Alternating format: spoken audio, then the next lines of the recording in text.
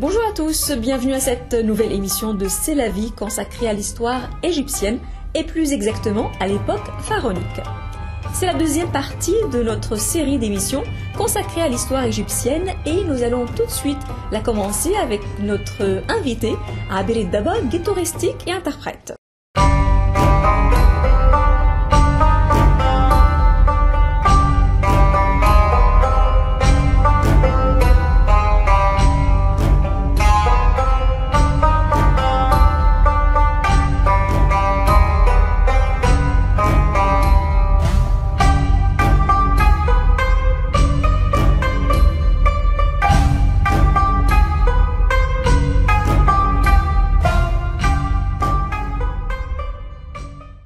Donc nous avons tout de suite notre invité, Abir Daba, guide touristique et interprète. Merci beaucoup Abir d'être avec nous aujourd'hui pour la deuxième partie de notre émission Histoire égyptienne. C'est moi qui vous remercie, Sarah, toi et ton équipe, parce que l'autre fois, vraiment, j'étais très contente et fière de voir l'émission, tellement c'était bien faite que ça m'a donné envie de continuer avec vous. Merci beaucoup. Merci. Donc aujourd'hui, on continue avec la première époque de l'histoire égyptienne. Et l'époque pharaonique. Oui. Comme nous avons dit l'autre fois, l'époque pharaonique commence à peu près 3200 avant Jésus-Christ, termine à l'arrivée d'Alexandre le Grand en Égypte en 332 avant Jésus-Christ. Et comme nous avons dit, elle s'appelle l'époque pharaonique d'après le nom des rois. Les rois étaient appelés pharaons et le mot pharaon vient du mot Perra, la maison de Dura. Pendant cette époque pharaonique, il y avait 30 dynasties. La dynastie, c'est la famille royale. Le fils monte toujours au pouvoir après son père. D'accord. La fin d'une dynastie, si par exemple le pharaon, il n'a pas eu d'enfant, il n'a pas eu de fils, ça peut être la fin d'une dynastie. Ou bien, si les prêtres n'étaient pas contents, n'étaient pas satisfaits avec le pharaon, j'arrête aux prêtres, Sarah. La force des prêtres à l'époque pharaonique n'était pas seulement la force religieuse, mais c'était aussi la force de la connaissance qu'ils dominaient. Les prêtres ils formaient un caste social qui avait le droit et l'occasion d'être éduqués. Les prêtres, ils faisaient architectes, ils faisaient médecins, ils faisaient chefs d'armée, ils faisaient scribes. Et alors, ils dominaient la connaissance. Et avec la force religieuse, ils contrôlaient le peuple. Et alors, si les prêtres n'étaient pas contents, mais c'était rare, parce que les prêtres et les pharaons, normalement, ils avaient les mêmes intérêts. Mais si eux, ils n'étaient pas satisfaits avec le pharaon, ils pouvaient faire créer une révolution, changer de pharaon, trouver un autre. Ça peut être la fin d'une dynastie et le début d'une nouvelle. D'accord. Donc, si j'ai bien compris, les prêtres, en fait, n'avaient pas seulement une fonction religieuse, mais ils pouvaient pratiquer d'autres fonctions. Fonctions politiques. Des fonctions politiques. Tout en restant prêtres, c'est-à-dire ils avaient le droit d'avoir les deux fonctions à la fois? 3, 4, même 5. Ah, d'accord. Parce qu'un prêtre, il venait d'une famille royale. Le prêtre, il était éduqué. Le prêtre, il était architecte. Le prêtre, il était un médecin. Le prêtre, il était un scribe. Le prêtre, il était un directeur d'une université. Le prêtre, il jouait plusieurs rôles. C'était pas comme aujourd'hui, son rôle est le rôle d'un savant religieux. D'accord, très bien. Voilà. Très bien. Donc, je voudrais juste revenir, Abir, sur, en fait, quand vous avez dit que le roi, s'il n'a pas de fils, dans ce cas, c'est la fin d'une dynastie, c'est ce que vous avez dit? Ça peut être. La fin d'une dynastie. Il faut forcément avoir un fils. C'est ça? Normalement, ils faisaient d'enfants parce que normalement, ils avaient beaucoup de femmes. Et bien sûr, voilà, les palais, ils étaient pleins de secrets. Et alors, la vérité à 100%, ça se fera jamais. Mais normalement, voilà, pour que la dynastie elle se continue, il faut que le pharaon il aura un enfant, un fils. Une autre raison pour finir une dynastie et commencer une nouvelle, si l'Égypte est faible, attaquée par des ennemis, des étrangers, jusqu'à jusqu'à l'arrivée d'un nouveau pharaon, et c'est toujours un chef d'armée, qui vient pour libérer l'Égypte. Ça peut être la fin d'une dynastie, le début d'une nouvelle, comme c'était le cas à l'époque de Ahmose, celui qui a fait partir les ennemis Hyksos.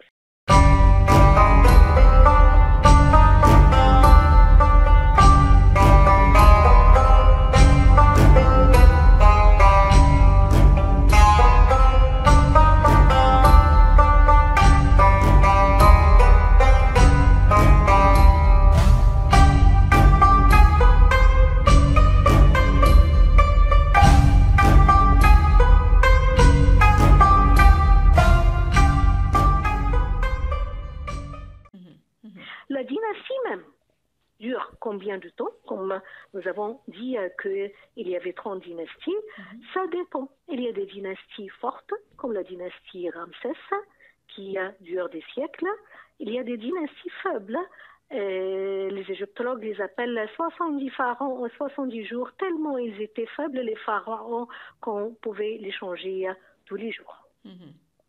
Les 30 dynasties, au niveau historique, nous formons 3 époques.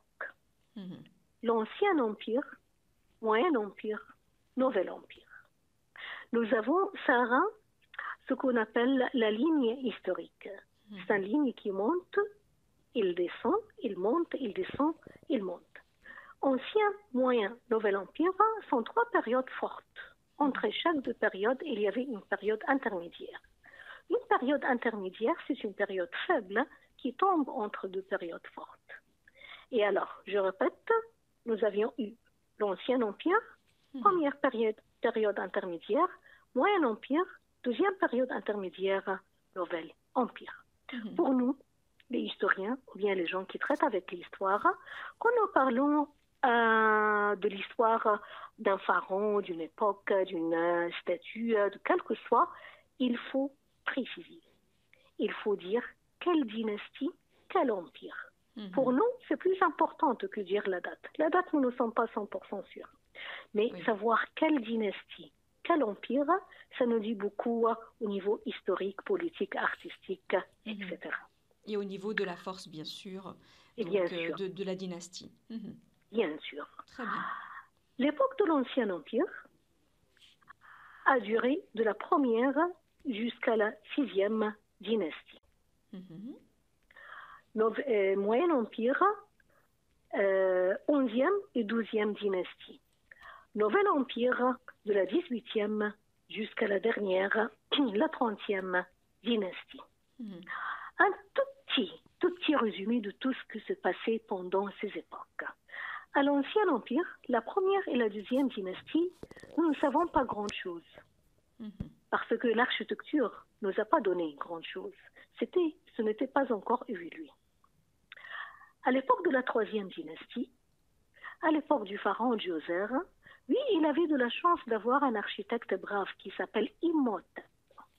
Imhotep était un architecte, il était un médecin, et on dit que celui qui a été adoré plus tard par les Grecs sous le nom de Asclepios comme dieu de médecine. Et alors Imhotep et Asclepios, peut-être ils étaient la même personne, ou bien peut-être ils ont été unifiés ensemble. Imhotep, il a fait l'architecture de la première pyramide à degrés qui se trouve à Saqqara. C'était la première fois que l'architecte travaille avec la pierre. 4e dynastie. Donc la première pyramide, excusez-moi Abil, la première pyramide de l'histoire égyptienne, c'est la pyramide de Saqqara. De Saqqara. Très bien. La pyramide de Saqqara, la pyramide de Djoser, la première pyramide à degrés.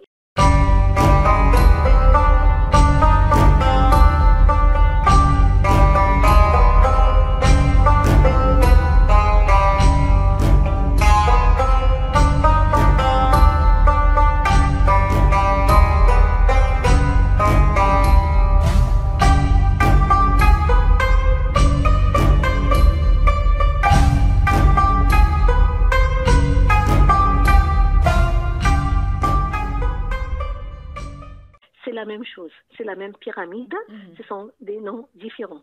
Saqqara, c'est le site, Djoser ou bien Zoser, c'est le pharaon. Imhotep, c'est l'architecte. Adegré, c'est la forme. Et puis, 4e dynastie, c'était l'époque de la construction des 3 pyramides plus célèbres en Égypte, les 3 pyramides de Khéops, Khéphren et Mykérinos. Et bien sûr, la construction du Sphinx. Très bien. La perfection de la construction de ces 3 pyramides nous montre aussi comment est-ce qu'eux, ils étaient évolués au niveau administratif pour calculer tout ça, pour faire travailler les travailleurs, leur faire loger, etc. Mais les pharaons, pendant cette époque, ils ont fait une très grande erreur. Ils ont trop dépensé, trop payé pour faire construire les pyramides. Ça, ce qui a mis l'Égypte en problème économique. On arrive à l'époque du pharaon Chebeskaf, le fils de Mykérinos. Il ne se trouvait pas de moyens pour se faire construire une pyramide. Il se faisait une mastaba. Au niveau social, ça commence à changer. Pardon, Abir, je voudrais juste revenir au niveau concernant la construction des 3 pyramides et le Sphinx. C'est-à-dire, à cette époque-là, l'Égypte avait du mal, en fait, de financer la construction, si j'ai bien compris. Non, l'Égypte n'avait pas du mal. La preuve que les pyramides sont là. Mais le problème a commencé après. Parce qu'ils ont beaucoup dépensé pour construire ces pyramides. Ah, d'accord. On a trop dépensé pour construire les pyramides. Donc, la conséquence... Les caisses vides, comme ce que se passe aujourd'hui. Oui. Voilà quand on dit, les caisses sont vides. Au niveau social... Mais vous avez dit, la personne qui n'avait pas les moyens... Chebeskaf.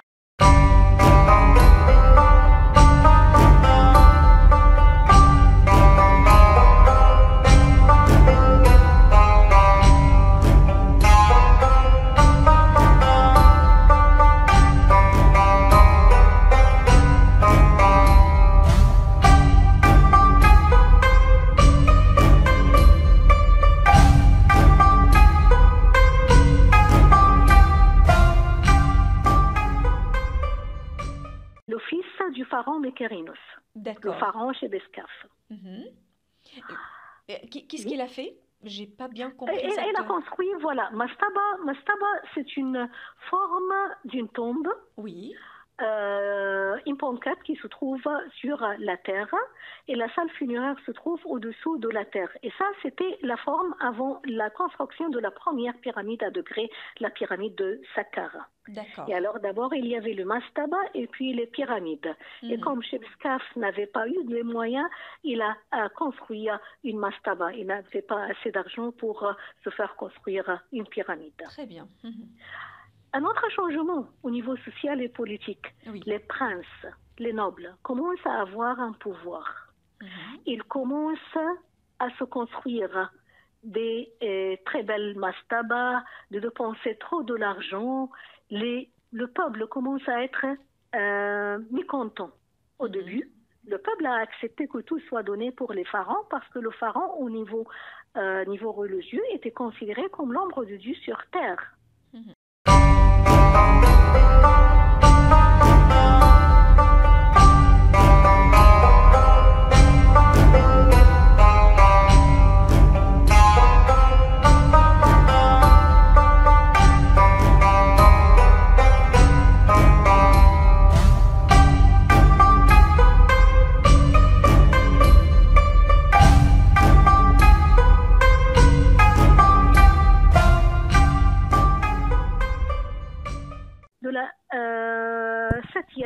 Jusqu'à la fin de la 10e dynastie.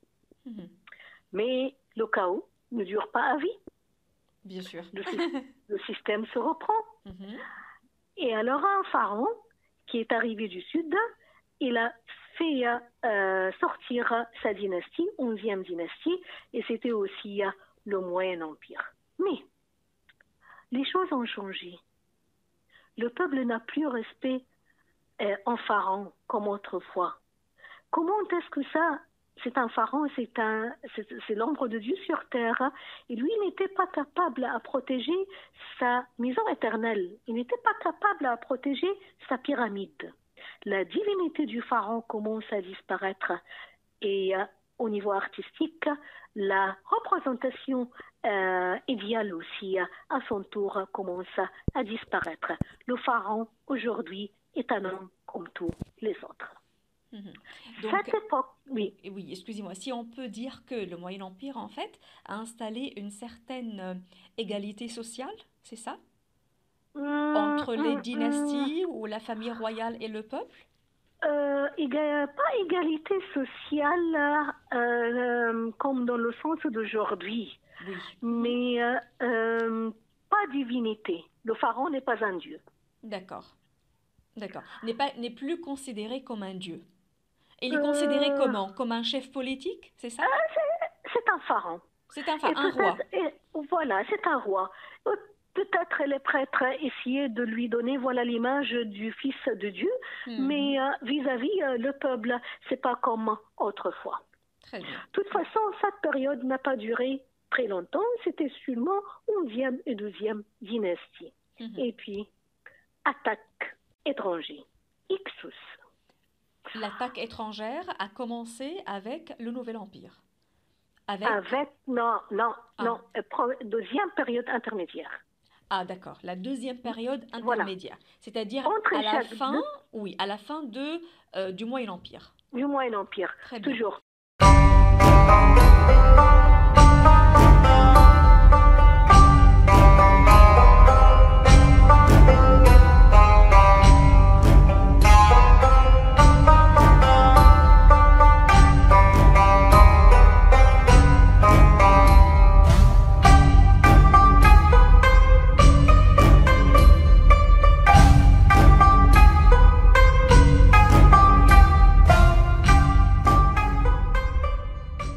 Entre deux périodes fortes, il y a une période intermédiaire. Très bien. Hyksos. Le mot Hyksos veut dire le roi vulgaire. Nous ne savons pas d'où est-ce qu'ils venaient les Hyksos. En quelle langue? En égyptien. L'ancienne langue égyptienne. D'accord. Je ne suis pas à 100% sûre, mais je pense. D'accord. Les rois vulgaires. D'accord. Nous ne savons pas d'où est-ce qu'ils venaient. Est, ouest, nord, sud, nous ne savons pas. Mais tout ce que nous savons, que ce sont des étrangers qui connaissaient un animal qui sert pour faire la guerre que les Égyptiens ne connaissaient pas à l'époque, le cheval. Le cheval, ah d'accord. Ils attaquaient l'Égypte avec leurs chevaux. Ils considéraient le dieu du mal, Seth, comme leur chef. Ils se considéraient comme pharaon. Et c'était la deuxième période intermédiaire, une deuxième période de décadence. Au niveau information, c'est une époque noire. Une époque noire, c'est-à-dire nous n'avons pas beaucoup d'informations sur cette époque. De toute façon, tout ce qui nous est arrivé, c'est que des insultes sur cette époque, que les Hyksos n'étaient pas gentils, ils n'avaient aucun respect pour le peuple, etc. Mais il faut faire attention, Sarah, dans l'histoire, c'est normal qu'on exagère à raconter les défauts d'une époque après que l'époque est déjà passée. Oui, comme les Italiens, ils disent, ils ont un proverbe qui dit que l'histoire est écrite par les gagneurs. Les vainqueurs, bien sûr. Les vainqueurs. Oui, tout à fait, ça c'est vrai. Bon. Donc, on ne connaît pas vraiment énormément d'informations concernant cette époque? Non, pas beaucoup. Ni de bonnes, ni de mauvaises? Ni de bonnes, ni de mauvaises, mais si on essaye de faire marier l'histoire avec la religion, il y en a qui disent, mais ça c'est entre parenthèses, c'est pas sûr, que l'arrivée de la famille de Youssef était pendant cette époque. Parce que le roi n'était pas appelé pharaon. Voilà, même en arabe, Aziz Masr. Et alors, il y en a qui essayent de chercher à quelle époque exactement c'était l'arrivée, de cette famille hébreu, etc. Ça peut être pendant cette époque. Mais tout ça, ce n'est pas à 100% sûr. Oui, d'accord. Et puis, un chef d'armée égyptien s'appelle Ahmous. Il fait partir les Hyksos. Il fait sortir sa 18e dynastie, ou bien le début de la Nouvelle Empire. Les Égyptiens ont appris la leçon. Ce n'est pas assez, ce n'est pas suffisant. Être très fort dans ses frontières. Nous avons besoin d'une armée forte.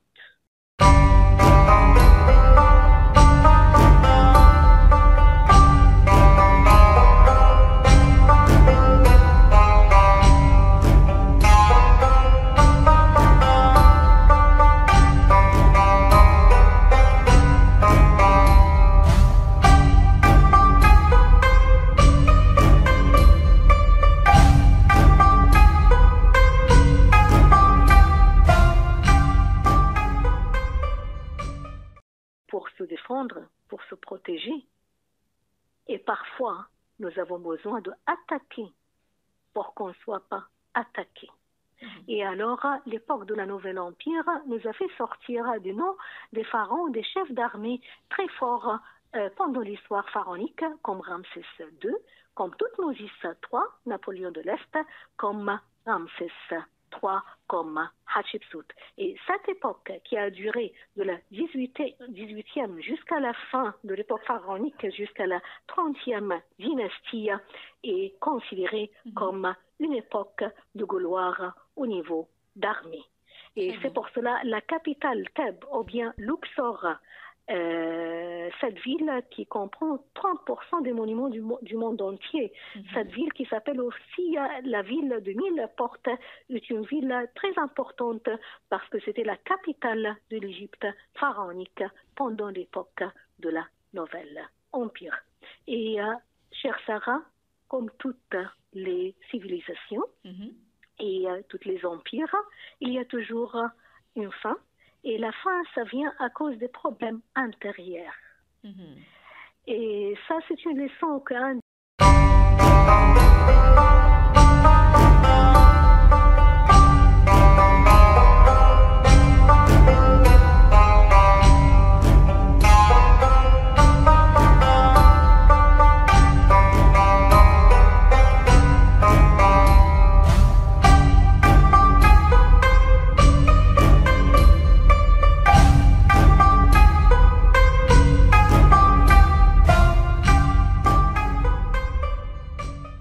de l'histoire nous a appris que les civilisations ou bien les empires ne se détruisent pas à cause des attaques extérieures ou bien des problèmes extérieurs. C'est toujours à cause des problèmes intérieurs et des conflits, des problèmes parmi les dynasties et les pharaons.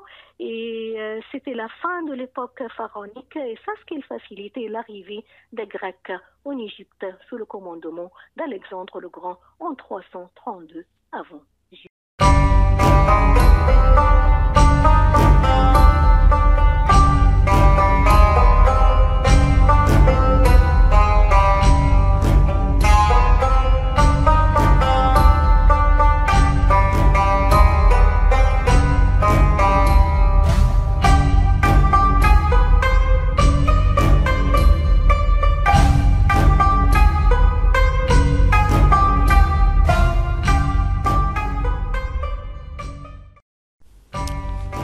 Voilà un résumé riche et dense de cette époque pharaonique de l'histoire égyptienne. J'espère que les informations présentées lors de cette émission vous seront utiles et que l'émission vous plaira. Merci encore une fois à notre invité d'aujourd'hui, Abel Dabaghi Toresti, qui interprète.